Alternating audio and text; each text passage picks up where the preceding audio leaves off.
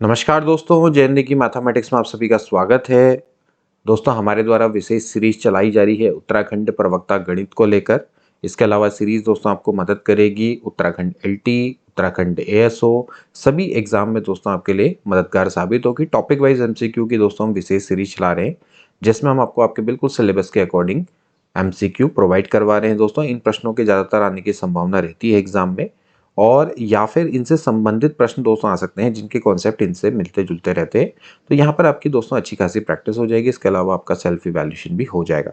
इसके अलावा अगर आपको संपूर्ण तैयारी करनी है तो फिर हमारे आप बैच से भी ज्वाइन कर सकते हैं। कॉन्टैक्ट नंबर दोस्तों यहाँ पर दिया गया है, आप यहाँ पर संपर्क कर सकते हैं। तो चलिए दोस्तों, हम लोग पढ़ रहे थे मैट्रिक्स एंड डिटरमिनेंट्स। आज दोस्तों इसका थर्ड पार्ट स्टार्ट करते हैं।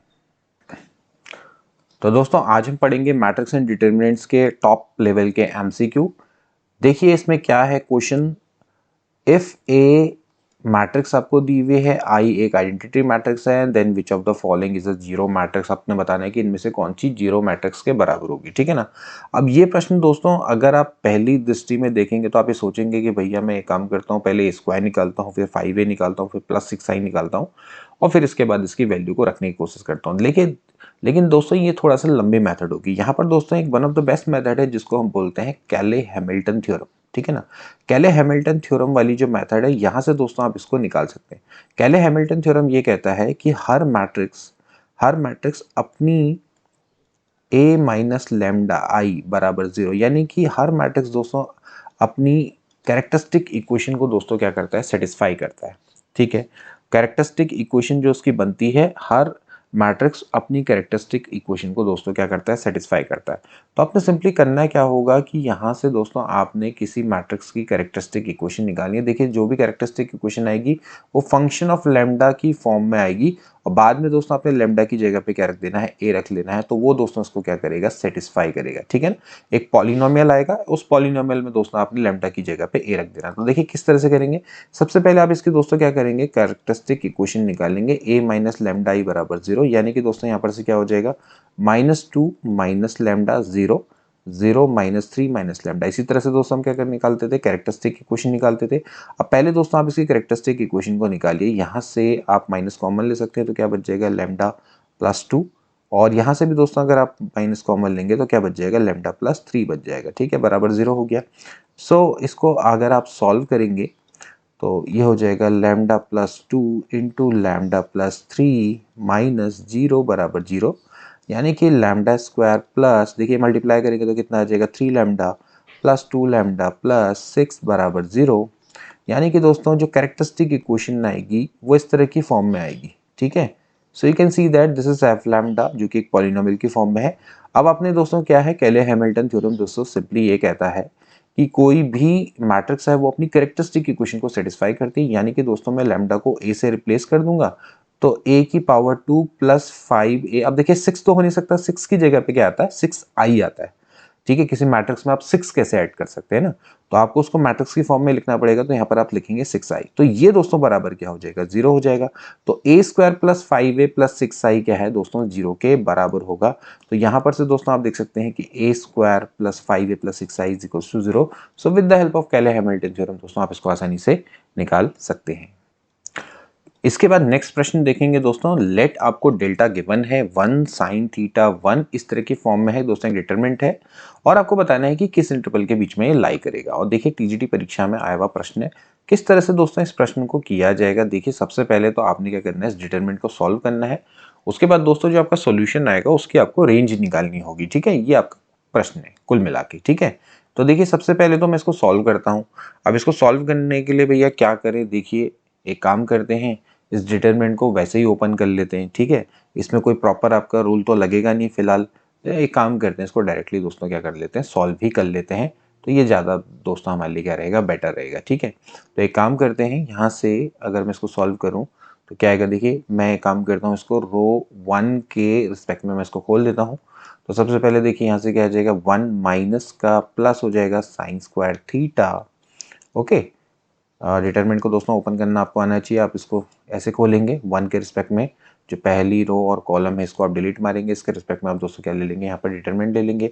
फिर ऐसे दोस्तों यहाँ पर क्या आएगा, माइनस साइन थीटा, आप इसके रिस्पेक्ट में ओपन करेंगे तो ये देखिए हो जाएगा minus sine theta, minus minus का क्या हो जाएगा प्लस साइन थीटा प्लस, ऐसे दोस्तों यहाँ पर खोलेंगे इसके रिस्पेक्ट में ओपन करेंगे तो यहाँ पर हो जाएगा साइन थीटा, माइनस माइनस का हो जाएगा दोस्तों यहाँ पर plus. Okay, so this will become 1 plus sine square theta. Okay, now this will be equals to 0 and this is sine theta plus दोस्तों क्या हो जाएगा 1 हो जाएगा। ओके, सो फाइनली हमें दोस्तों मिल जाएगा यहाँ पर से 2 plus sign square theta plus,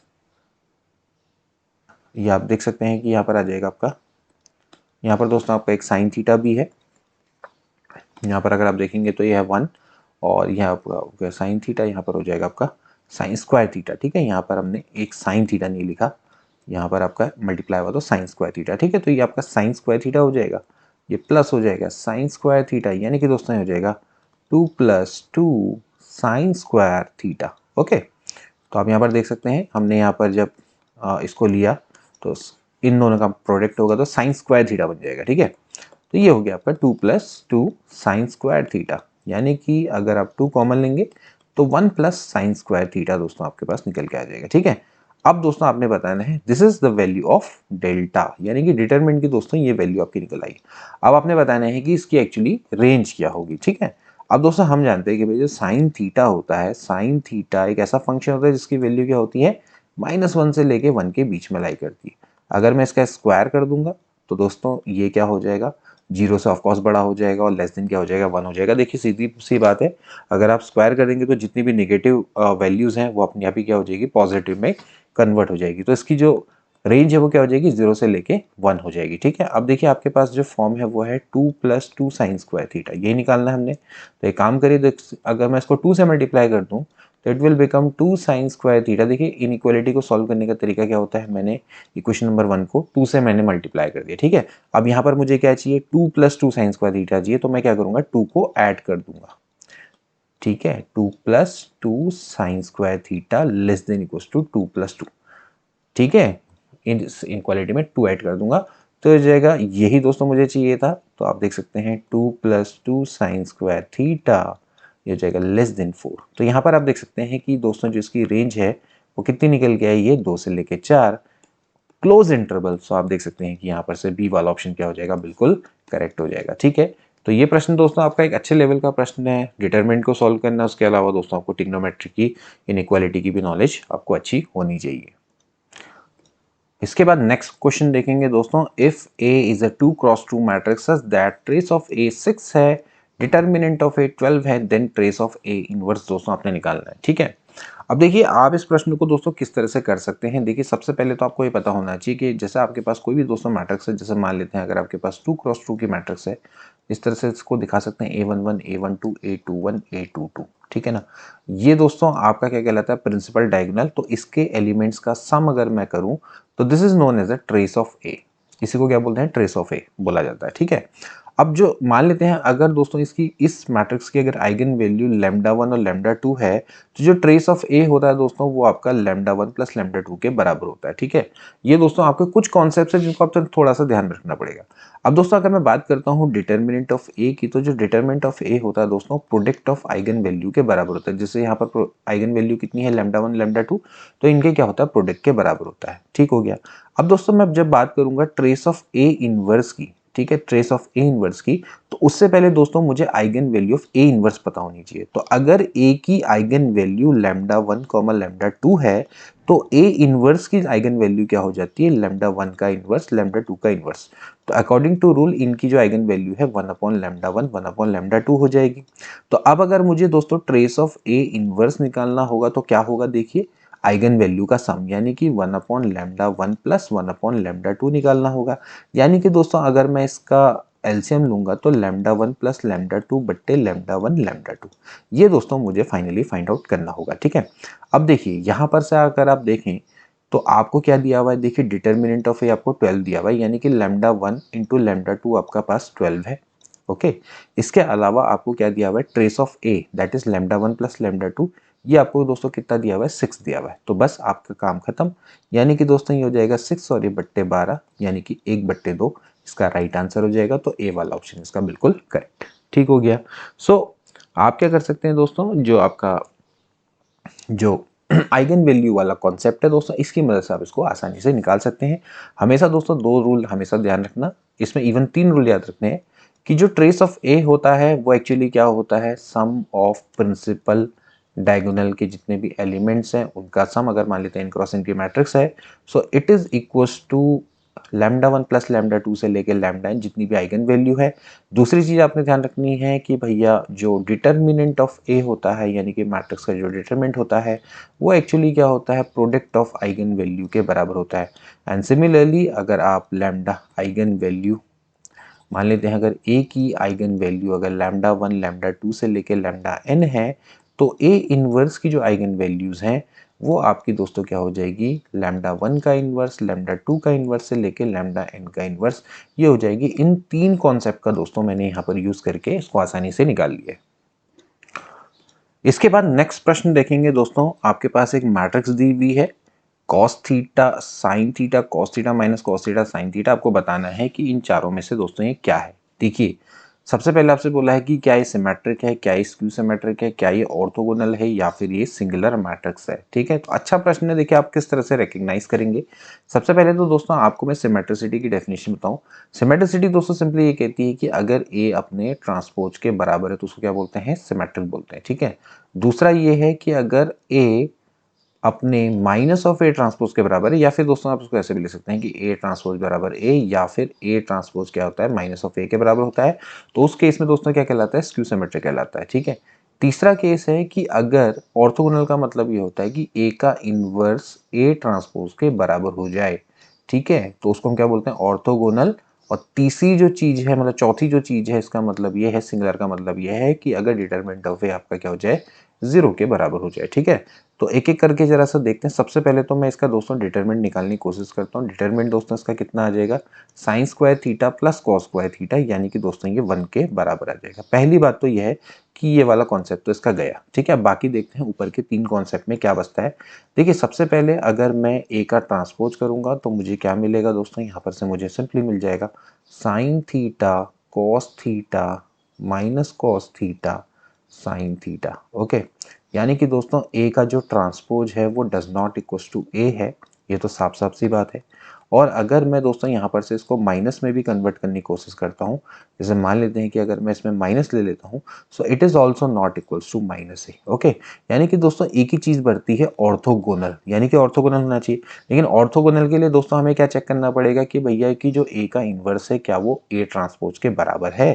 ठीक है, तो देखिए यहाँ पर से दोस्तों आपने एक चीज को समझना है कि अगर ए का ट्रांसपोज ए इनवर्स के बराबर है तो इट सिंपली मीन्स दैट कि भैया ए का जो ट्रांसपोज है वो ए का इनवर्स है, यानी कि ए इंटू ए ट्रांसपोज क्या होगा, आई के बराबर होना चाहिए। भाई जैसे ए का इनवर्स ए होता है तो ए इंटू ए इनवर्स आई होता है, तो ए इंटू ए ट्रांसपोज भी आई होना चाहिए। अब अगर मैं दोनों साइड दोस्तों अगर मैं डिटरमिनेंट ले लूँ, तो आपको पता है भैया डिटरमिनेंट ऑफ ए बी क्या होता है, determinant of A into determinant of B के बराबर होता है, और डिटरमिनेंट ऑफ आई दोस्तों क्या होता है, 1 के बराबर होता है। ठीक है, ऑन दी अदर हैंड दोस्तों आपने ये भी चीज़ देखनी है कि भैया यहाँ पर से अगर आप ध्यान से देखें कि ए की अगर मैं वैल्यू की बात करूँ तो आपको ये पता होना चाहिए कि ए का डिटरमिनेंट अपने ट्रांसपोज के डिटरमिनेंट के बराबर होता है। ठीक है ना, तो यहाँ पर दोस्तों आप इसको इस तरह से लिख सकते हैं। तो यहाँ से दोस्तों आपकी ए स्क्वायर की जो वैल्यू है दोस्तों आपकी कितनी आ जाएगी, 1 आ जाएगी, यानी कि डिटरमिनेंट ऑफ ए दोस्तों आपका कितना आ गया, +-1। ओके, तो अगर कोई मैट्रिक्स है, अगर उसका डिटरमिनेंट अगर 1 के या -1 के बराबर आता है तो भी दोस्तों क्या कहलाती है, ऑर्थोगोनल कहलाती है। यहाँ पर दोस्तों आप देख सकते हैं डिटरमिनेंट ऑफ ए क्या आ रहा है, 1 के बराबर है, तो इसलिए दोस्तों ये क्या है, ऑर्थोगोनल है। ठीक है, तो ये कॉन्सेप्ट दोस्तों आपने थोड़ा सा यहाँ पर ध्यान में रखना है। ठीक, so this is a very very important concept. इसके बाद नेक्स्ट क्वेश्चन देखेंगे दोस्तों, एक आपके पास स्क्वायर मैट्रिक्स है जो कि दोस्तों इस रिलेशन को सेटिस्फाई करती है, यानी कि p की पावर 2 बराबर है 1 - p, देन आपसे कह रहा है कि भैया p की पावर n बराबर 5i माइनस 8p आता है, देन n की वैल्यू क्या होगी। मतलब कि आपको इस तरह का दोस्तों रिलेशन लेके आना पड़ेगा। तो इसके लिए p की पावर कितनी होनी चाहिए, ये दोस्तों आपसे प्रश्न पूछा गया। तो देखिए किस तरह से करेंगे इस प्रश्न को। सबसे पहले तो आपको ये तो पता है भैया कि p की पावर 2 बराबर है i माइनस पी। तो चलो भैया टेस्ट करते हैं। अब मैं काम करता हूँ, p का क्यूब निकालता हूँ। तो p का क्यूब को दोस्तों मैं ऐसे लिख सकता हूँ p इंटू पी की पावर 2 या पी की पावर 2 इंटू पी ऐसे लिख सकता हूँ। ठीक है, यानी कि दोस्तों p तो है भैया i माइनस पी के बराबर, इंटू दोस्तों क्या हो जाएगा, p हो जाएगा। ठीक है, अब यहाँ से इसको अगर आप मल्टीप्लाई करेंगे तो ये हो जाएगा पी आई माइनस पी की पावर 2। ओके, इस तरह से लिख सकते हैं p की पावर 2। अब अगेन जो पी आई होता है दोस्तों तो p के बराबर होता है, और p की पावर 2 दोस्तों क्या है, i माइनस पी के बराबर है। तो ये हो जाएगा i माइनस माइनस का दोस्तों प्लस हो जाएगा। तो 2p माइनस आई दोस्तों फिलहाल आ जाएगा p का क्यूब में। ठीक है, इस तरह से दोस्तों आएगा इक्वेशन नंबर 2। अब ऐसे ही दोस्तों इसको फिर अब और सॉल्व करना पड़ेगा। ठीक है, इसको सॉल्व करने के लिए अब एक काम करते हैं, यहाँ पर लिखते हैं p की पावर 4 लिख देते हैं। तो p की पावर 4 क्या हो जाएगा, देखिए इसको दोस्तों आप ऐसे लिख सकते हैं, कैसे, p का क्यूब इंटू पी लिख सकते हैं। p का क्यूब क्या है, ये है 2p माइनस आई इंटू पी, ऐसे लिखेंगे। फिर से आप इसको मल्टीप्लाई करेंगे, 2p square minus P I दोस्तों, ये तो p के बराबर हो जाएगा। अगेन जो p स्क्वायर की वैल्यू है वो है i माइनस पी। तो i माइनस पी इस तरह से मल्टीप्लाई हो जाएगा, माइनस पी हो जाएगा। सो इसको मल्टीप्लाई करेंगे तो दोस्तों हो जाएगा 2i minus 2p minus P, यानी कि माइनस 3p हो जाएगा। तो p की पावर 4 में भी दोस्तों संभव नहीं है।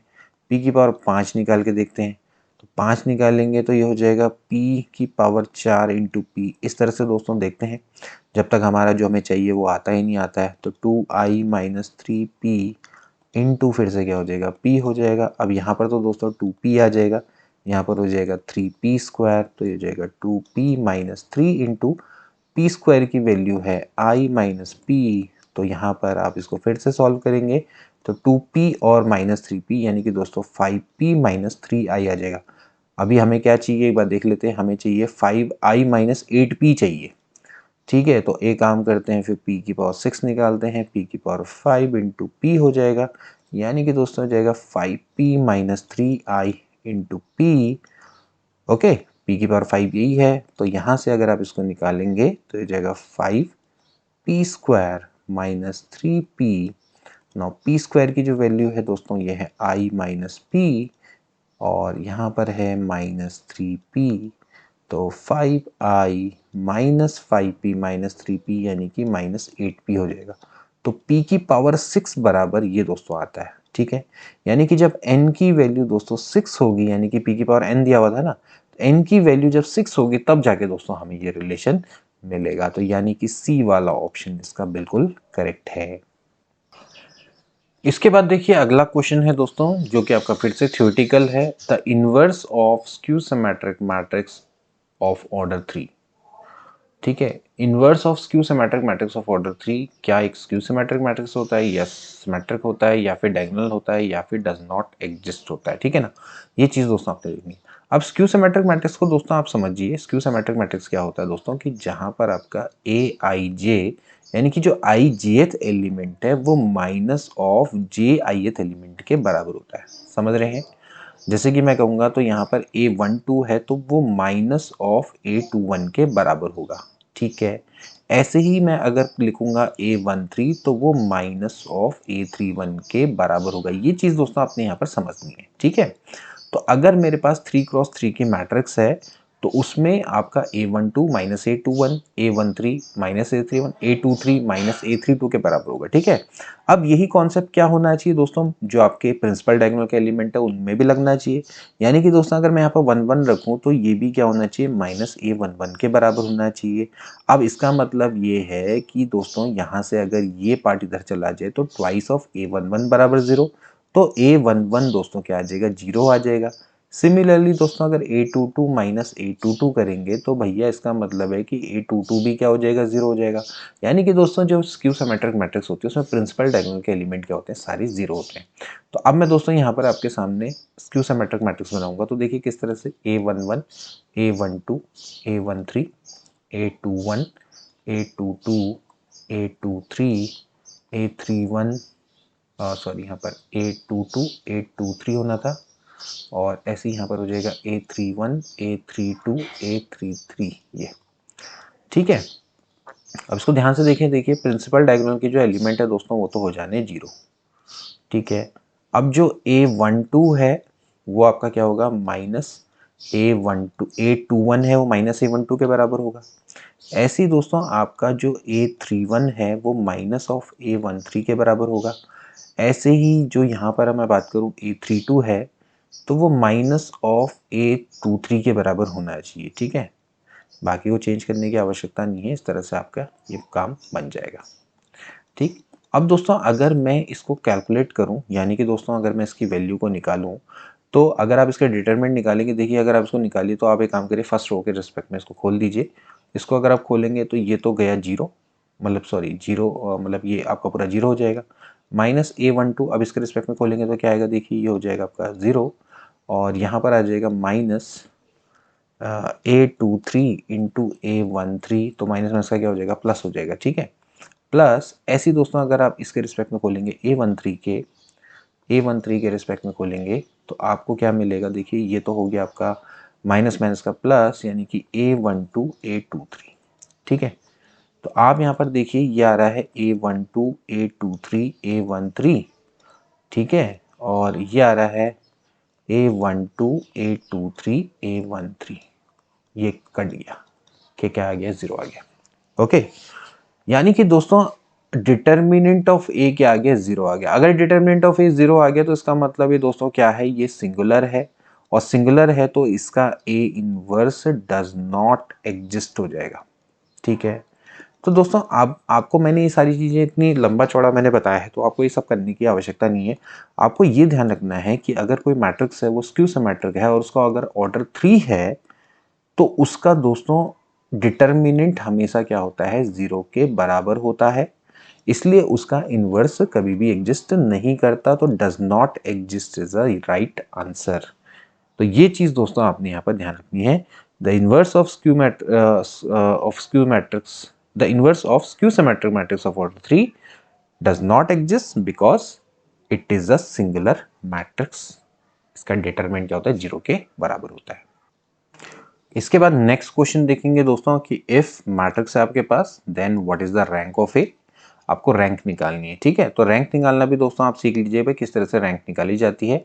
इसके लिए दोस्तों आप क्या करते हैं, इसको इक्लॉन फॉर्म की फॉर्म में कन्वर्ट करते हैं, ठीक है। इक्लॉन फॉर्म में आपका जनरली होता क्या है कि जैसे ये आपकी रो है, तो इस रो में जो आपके नंबर ऑफ एलिमेंट्स हैं, जैसे कि मान लेते हैं आपका पहला एलिमेंट है, पहले एलिमेंट के जस्ट नीचे वाला जो एलिमेंट होगा दोस्तों आपका क्या हो जाएगा, 0 हो जाएगा। तो यानी कि नॉन जीरो एलिमेंट यहाँ पर से होगा, फिर इसके बाद आपके मतलब सॉरी जो जीरो एलिमेंट होगा उसके बाद क्या होगा, नॉन जीरो एलिमेंट होगा। फिर ऐसी दोस्तों जैसे जीरो एलिमेंट है, इसके नीचे का एलिमेंट्स भी आपका 0 होना चाहिए। फिर यहाँ पर जो आपका नॉन जीरो एलिमेंट है उसके नीचे का एलिमेंट भी क्या होना चाहिए, 0 होना चाहिए, ठीक है। तो इस तरह से क्या होता है कि जो जीरो की जो संख्या है दोस्तों क्या होती है, बढ़ती चले जाती है जैसे जैसे हम क्या होते हैं नीचे की ओर को चलते चले जाते हैं। जैसे कि रो 1 है तो रो 1 में आपके 0 की संख्या सबसे कम होगी, फिर उसके बाद रो 2 में 0 की संख्या ज़्यादा होगी, रो 3 में 0 की संख्या और ज़्यादा बढ़ती चली जाएगी। तो इस तरह से दोस्तों आपके पास फॉर्म आती चली जाएगी, ठीक है। उसके बाद अगर आपको रैंक ऑफ ए निकालना है तो ऐसे ही आपको देखना पड़ेगा कि नंबर ऑफ नॉन जीरो रोज कितनी है। नॉन जीरोस का मतलब ये समझ लीजिए कि ऐसी रो जिसमें जिसमें आपका at least one element non zero है। जीरो रोज किसको बोला जाता है, पहले आपको समझिए। जीरो रो वो होती है जिसमें सारे एलिमेंट क्या होते हैं, जीरो होते हैं, उसको क्या बोलते हैं, जीरो रो। तो नॉन जीरो रो क्या होगी, जिसमें कम से कम एक एलिमेंट नॉन जीरो हो, मतलब कि जीरो ना हो। जैसे 0 0 1 भी आपकी क्या है, नॉन जीरो रो है, ठीक है। तो आपने क्या करना है, इसको इक्लॉन फॉर्म में दोस्तों आपने कन्वर्ट करना है, ठीक है। आप इसको कॉन्सेप्ट को समझ लीजिए किस तरह से एलिमेंट्री ऑपरेशन की मदद से इसको करेंगे। तो ये हो जाएगा 3 - 1 2, ये हो जाएगा -6 2 -4 -3 1 -2, ठीक है। इक्लॉन फॉर्म में दोस्तों आपने इसको कन्वर्ट करना है। तो आपके लिए सबसे पहले क्या होता है, कोशिश ये रहनी चाहिए कि ये पार्ट 1 रहे, लेकिन चलो कोई बात नहीं, अगर ये 1 नहीं भी है तो आपको इस वाले फैक्टर को दोस्तों 0 करना होता है। नॉन जीरो एलिमेंट जब भी है उसका उसके जस्ट नीचे वाला दोस्तों आपका क्या है, 0 बनाना पड़ता है, ठीक है। फर्स्ट नॉन जीरो एलिमेंट के नीचे वाला, ठीक है। तो आप क्या करेंगे दोस्तों, यहाँ पर आप एक काम करिए, R2 प्लस ट्वाइस R1 कर लेता हूँ, इसको 2 से मल्टीप्लाई करके दोस्तों इसमें ऐड कर देता हूँ। तो देखिए मुझे क्या मिलेगा, यहाँ पर हो जाएगा 3 माइनस 1 2, इसको मल्टीप्लाई करेंगे तो दोस्तों कितना हो जाएगा, 0 हो जाएगा। ये भी दोस्तों आपका क्या हो जाएगा, 0 हो जाएगा। ठीक है, और इसको मल्टीप्लाई करेंगे तो ये भी दोस्तों आपका क्या हो जाएगा, 0 हो जाएगा। ठीक है, इस तरह से आप देख सकते हैं। ठीक, तो -3 1 -2 इस तरह से आपके पास आएगा। ठीक है, तो पहले ही आपके पास 0 आ गया, तो कोई बात नहीं। अभी आप एक काम करिए, आप इसमें इंटरचेंज कर दीजिए। किसको, मैं काम करता हूँ यहाँ पर, ये देखिए यहाँ पर 0 की संख्या ज़्यादा होगी, आप इसको इंटरचेंज कर दो। R3 और R2 को मैं इंटरचेंज कर देता हूँ। ठीक है, एलिमेंट्री ऑपरेशन लगा रहा हूँ मैं, तो यहाँ पर इस तरह से इंटरचेंज कर दिया मैंने, तो ये जाएगा -3 1 -2। Now this is 0 0 0। ओके, अब इसके बाद फिर से दोस्तों, अब इसके जस्ट नीचे वाला एलिमेंट है, इसको 0 बनाने की कोशिश करो। तो R2 माइनस क्या कर लेता हूँ, R1 कर लेता हूँ। तो यहाँ पर आप देखेंगे R2 माइनस अगर मैं R1 करूँगा तो दोस्तों मुझे मिल जाएगा -3 -1 एंड 2। और इसके बाद दोस्तों यहाँ पर आप देखें तो ये 0 हो जाता है। ठीक है, और एक सेकेंड, जैसे यहाँ पर आपका 1 ही है ना। ठीक है, तो यहाँ पर आप देखेंगे तो इसकी वैल्यू आपकी क्या आ जाएगी। यहाँ पर दोस्तों थोड़ा सा देखिएगा कि यहाँ पर माइनस नहीं था, यहाँ पर प्लस था, और यहाँ पर दोस्तों आपका प्लस ही रहेगा। ठीक है, तो फिर उस हिसाब से देखा जाए तो इसमें तो आपको इंटरचेंज करने की भी आवश्यकता नहीं है, आप इसको दोस्तों डायरेक्टली कर सकते हैं। जैसे यहाँ पर आपने क्योंकि माइनस साइन की वजह से थोड़ा सा गड़बड़ होगी, कोई बात नहीं। इसमें दोस्तों आपने क्या करना है, यहाँ पर आपने माइनस साइन थोड़ा हमने गलत ले लिया। इसके बाद तो दोस्तों आप इसमें सिंपली क्या करो भैया, R3 प्लस R2 भी कर लो, इसको इंटरचेंज करने की आवश्यकता ही नहीं, मतलब R1 कर लो। ठीक है, तो ये दोस्तों आपका हो जाएगा 3 माइनस 1 2, यहाँ पर आप देख सकते हैं 0 0 0।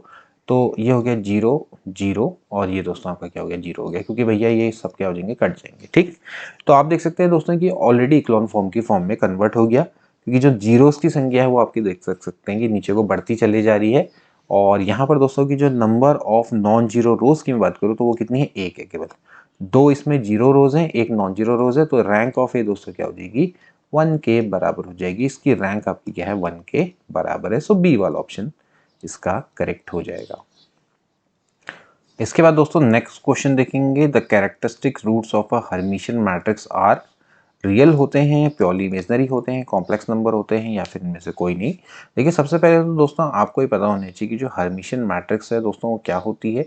हर्मिशियन मैट्रिक्स का मतलब ये होता है कि अगर कोई मैट्रिक्स है, उसका ट्रांसपोज और उसका अगर आप कॉन्जुगेट लेते हैं, मतलब कि कॉन्जुगेट इस तरह से ले आता है। ठीक है, अगर वो कॉम्प्लेक्स नंबर की फॉर्म में है तो कॉन्जुगेट। ठीक है, यानी कि इसको टोटल मिला के दोस्तों क्या बोलते हैं, ट्रांजुगेट बोलते हैं।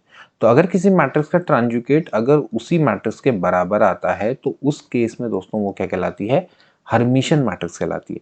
अगर स्क्यू हर्मिशियन की बात करें तो एक मैट्रिक्स का ट्रांजुगेट अगर माइनस ऑफ ए के बराबर हो जाए तो वो दोस्तों आपकी क्या कहलाती है, स्क्यू हर्मिशियन मैट्रिक्स कहलाती है। ठीक है, तो जो आपकी दोस्तों जो भी आपकी हर्मिशियन मैट्रिक्स होती है, हर्मिशियन मैट्रिक्स के दोस्तों जब भी आप कैरेक्टरिस्टिक रूट्स निकालते हैं तो वो हमेशा दोस्तों वास्तविक होते हैं, वो हमेशा क्या होते हैं, रियल होते हैं। तो ए वाला ऑप्शन दोस्तों इसका क्या हो जाएगा, करेक्ट हो जाएगा।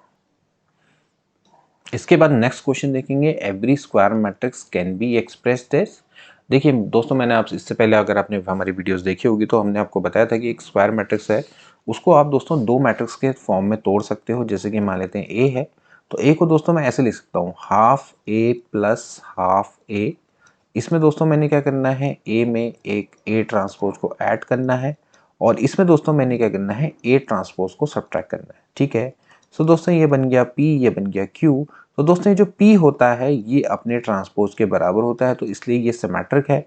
और जो Q का ट्रांसपोज होता है वो माइनस Q के बराबर होता है। आप इजीली दोस्तों चेक भी कर सकते हैं। तो ये दोस्तों क्या होता है, स्क्यू सिमेट्रिक होता है। तो आप उसको sum of symmetric and skew symmetric matrix के सम में हमेशा ब्रेक कर सकते हैं। इसके बाद नेक्स्ट क्वेश्चन देखेंगे, every diagonal elements of skew symmetric matrix. एक स्क्यू सिमेट्रिक मैट्रिक्स है तो उसके डायगोनल एलिमेंट हमेशा क्या होते हैं दोस्तों, जीरो होते हैं। अभी मैंने आपको एक्सप्लेनेशन भी दिया था। एक स्क्यू सिमेट्रिक मैट्रिक्स वो होती है जिसमें ए आई जे क्या होता है, माइनस ऑफ ए जे आई के बराबर होता है। तो इस केस में ए वन वन क्या होगा, माइनस ए वन वन के बराबर, यानी कि A11 जीरो हो जाएगा। कहने का मतलब है कि I और J को बराबर I के रख लो तो AII बराबर हो जाएगा minus AII। So twice of AII बराबर जीरो, सो AII मस्ट भी क्या होना चाहिए, जीरो के बराबर होना चाहिए। यानी कि प्रिंसिपल डायगोनल के एलिमेंट्स क्या होने चाहिए, जीरो होने चाहिए। नेक्स्ट क्वेश्चन देखेंगे दोस्तों, इफ ए बराबर है cos hyperbolic x sine hyperbolic x minus sine hyperbolic x cos hyperbolic x, then आपको दोस्तों क्या निकालना है, ट्रेस ऑफ ए इनवर्स निकालना है, ए स्क्वायर आई मीन टू से। अब आपको पता होना चाहिए दोस्तों, जो ट्रेस क्या होता है वो आपके प्रिंसिपल डायगोनल के एलिमेंट्स का सम होता है, ठीक है ना, यानी कि दोस्तों इनका सम। लेकिन आपको किसका निकालना है, ए स्क्वायर का। तो ए स्क्वायर के लिए आपको क्या करना पड़ेगा, इसको मल्टीप्लाई करना पड़ेगा। साथ ही दोस्तों आपको हाइपरबोलिक फंक्शन के रूल्स पता होने चाहिए, इसमें और कुछ नहीं है, ठीक। तो देखिए आप क्या करेंगे, इसको इस तरह से मल्टीप्लाई करेंगे, cos hyperbolic x sine hyperbolic x minus sine hyperbolic x and cos hyperbolic x. अब आप इसको मल्टीप्लाई करिए, मल्टीप्लाई कर देखिए कैसे कर जाएंगे, ये इसका मल्टीप्लाई हो जाएगा तो क्या आएगा, देखिए cos hyperbolic square x minus sine hyperbolic square x, इसका इससे मल्टीप्लाई, फिर देन इसके बाद हो जाएगा sign hyperbolic x cos hyperbolic x, ठीक है, और फिर sign hyperbolic x cos hyperbolic x, यानी कि क्या आ जाएगा, ट्वाइस आ जाएगा, ठीक है। ऐसे दोस्तों यहाँ पर भी मल्टीप्लाई करेंगे तो यहाँ पर आ जाएगा minus sine hyperbolic x cos hyperbolic x cos hyperbolic x sine hyperbolic x, यानी कि 2 sign hyperbolic x cos hyperbolic x. ऐसे दोस्तों आप इसको और इसको मल्टीप्लाई करेंगे तो आपके पास आ जाएगा cos hyperbolic square x minus sine hyperbolic square x. अब दोस्तों हम जानते हैं कि बाय हाइपरबोलिक फंक्शन थ्योरी वही होता क्या है, इन दोनों का स्क्वायर का डिफरेंस 1 के बराबर होता है। This is sine hyperbolic 2x, ये हो जाएगा minus sine hyperbolic 2x and that is 1। तो ये तो आ गया आपको दोस्तों ए स्क्वायर। आपको निकालना है ट्रेस ऑफ ए स्क्वायर, तो ये क्या होता है, सम ऑफ डायगोनल एलिमेंट, यानी कि 1 + 1 दोस्तों क्या हो जाएगा, 2 के बराबर हो जाएगा, ठीक है। तो ट्रेस के एलिमेंट का सम, ट्रेस ऑफ ए स्क्वायर दोस्तों आपका क्या है, 2 के बराबर है। इसके बाद नेक्स्ट क्वेश्चन देखेंगे, the eigen values of the matrix A R. आपको दोस्तों इसकी मैट्रिक्स की आइगन वैल्यूज दोस्तों निकालनी है, ठीक है। अब आइगन वैल्यू निकालने से पहले दोस्तों अगर मैं इसको ट्रायंगुलर मैट्रिक्स की फॉर्म में कन्वर्ट कर लूँ तो मेरे लिए आसान रहेगा। ट्रायंगुलर मैट्रिक्स क्या होती है दोस्तों, यानी कि ये इस तरह की मैट्रिक्स होती है, इसके अलावा दोस्तों क्या होंगे, सारे के सारे एलिमेंट क्या हो जाएंगे, 0 हो जाएंगे, ठीक है। तो यहाँ पर दोस्तों आपको क्या दिखाई दे रहा है, सी दिखाई दे रहा है। तो सी दिखा रहा है, कोई बात नहीं, आप एक काम करो, इस मैट्रिक्स जो ये वाली मैट्रिक्स है इसमें आप क्या करो, जो बीच वाली जो रो है इसको दोस्तों आप c बाई बी से मल्टीप्लाई करके सब्ट्रैक्ट कर दो, यानी कि आपने सिंपली क्या करना है, R3 minus C by B R2 कर देना है, ठीक है। इससे R2 में कोई चेंजेस नहीं आएगा, बस R3 में चेंजेस आएगा, तो क्या बन जाएगी दोस्तों, ये बन जाएगी AHG 0B0 और 0 0 दोस्तों क्या बन जाएगी, C बन जाएगी, ठीक हो गया। और कोई चेंजेस इसमें नहीं होना है, ठीक है, यानी कि ये हल। अब देखिए दोस्तों ये आपकी क्या बन गई, अपर ट्रायंगुलर मैट्रिक्स की फॉर्म में बन गई, ठीक है। जब भी दोस्तों आपके पास एक अपर ट्रायंगुलर मैट्रिक्स आती है या लोअर ट्रायंगुलर मैट्रिक्स आती है, तो जो दोस्तों उसके प्रिंसिपल डायगोनल के एलिमेंट्स होते हैं वही दोस्तों क्या होती है, आइगन वैल्यू होती है, यानी कि ए बी सी इसका क्या हो जाएगा, राइट आंसर हो जाएगा। अब कैसे होता है देखिए, आप इसको भी देख लीजिए, ए माइनस लेमडा आई निकालेंगे, ए माइनस लेमडा आई से दोस्तों क्या हो जाएगा, ये हो जाएगा ए माइनस लेमडा HG 0, ये हो जाएगा b माइनस लेमडा 0 और ये हो जाएगा 0 0 c माइनस लेमडा। जब आप इसको दोस्तों खोलेंगे, आप एक काम करिए, पहले वाले कॉलम के रिस्पेक्ट में खोल दीजिए, तो क्या बच जाएगा भैया, a माइनस लेमडा, और इसको काटेंगे, इन दोनों का प्रोडक्ट होगा b माइनस लेमडा इंटू सी माइनस लेमडा माइनस 0, ठीक हो गया। यानी कि a minus lambda b minus lambda c minus lambda बराबर 0, तो लेमडा बराबर ए बी सी, ये आपकी क्या आ गई, आइगन वैल्यूज आ गई, तो A B C is a right answer. इसके बाद दोस्तों एक अगला प्रश्न देखेंगे जो कि काफी अच्छा प्रश्न है। Let A be any 3x3 matrix जिसकी आइगन वैल्यूज आपको दी हुई है 1 -1 0, देन वैल्यू आप आपको बतानी है i प्लस ए की पावर 100 के डिटर्मिनेंट की वैल्यू निकालनी है, ठीक है। अब देखिए दोस्तों सबसे पहले आपको देखिए क्या दिया हुआ है, पहले आपने ये देखना है आइगन वैल्यूज ऑफ ए आपको दी हुई है, कितनी दी हुई है, 1 -1 एंड 0, ठीक है। अब देखिए अगर आपको eigen values of A square निकालनी हो तो दोस्तों आप क्या करते हैं, इनका स्क्वायर कर देते हैं। ध्यान रखना है कि अगर आइगन वैल्यू ऑफ ए अगर लैम्डा 1 लैम्डा 2 से लेके लैम्डा n है, तो ए इनवर्स की क्या होती है, लैम्डा 1 का इनवर्स, लैम्डा 2 का इनवर्स, लैम्डा n का इनवर्स। सिमिलरली अगर मैं ए की पावर n करूंगा तो उसकी वैल्यू हो जाएगी लैम्डा की पावर n, लैम्डा 2 की power n and lambda n की पावर n दोस्तों हो जाती है। यानी कि दोस्तों अगर आपको आइगन वैल्यू ऑफ a की पावर 100 निकालना है तो ये हो जाएगी 1 की पावर 100 माइनस 1 की पावर 100, 0 की पावर 100, यानी कि 0 की पावर 100 तो 0 ही होता है, तो ये बन जाएगा 1, ये भी दोस्तों आपका 1 बन जाएगा 0। So these are the eigen values of a की पावर 100। ओके, अब आपको ये पता होना चाहिए आई दोस्तों क्या होती है, आइडेंटिटी मैट्रिक्स होती है 1 0 0 0 1 0 0 0 1। ये ऑलरेडी दोस्तों आपकी कौन सी वाली फॉर्म में है, ट्रायंगुलर मैट्रिक्स की फॉर्म में है, डायगोनल मैट्रिक्स है। तो ये दोस्तों इसकी क्या होती हैं, आइगन वैल्यू होती हैं। ठीक है, अगर आप इसका आइगन वैल्यू निकालेंगे तो क्या हो जाएगा भाई, आप आई माइनस लैम्डा क्या करेंगे, आई माइनस लैम्डा ही करेंगे, तो भाई ऑब्वियस सी बात है कि इसकी जो कैरेक्टरिस्टिक इक्वेशन बनेगी वो इस टाइप से बनेगी, लैम्डा माइनस 1 का क्यूब, यानी कि इसकी दोस्तों लैम्डा बराबर 1,1,1, ये इसकी दोस्तों क्या होगी, आइगन वैल्यू। ठीक है, सो आइगन वैल्यूज ऑफ आई दोस्तों आपकी कितनी है, वो है 1 1 1। ओके, सो आपको आई प्लस ए की पावर 100 की अगर आइगन वैल्यू निकालनी होगी तो क्या हो जाएगा इनका सम, यानी कि 1 प्लस 1 1 प्लस 1 एंड 1 प्लस 0।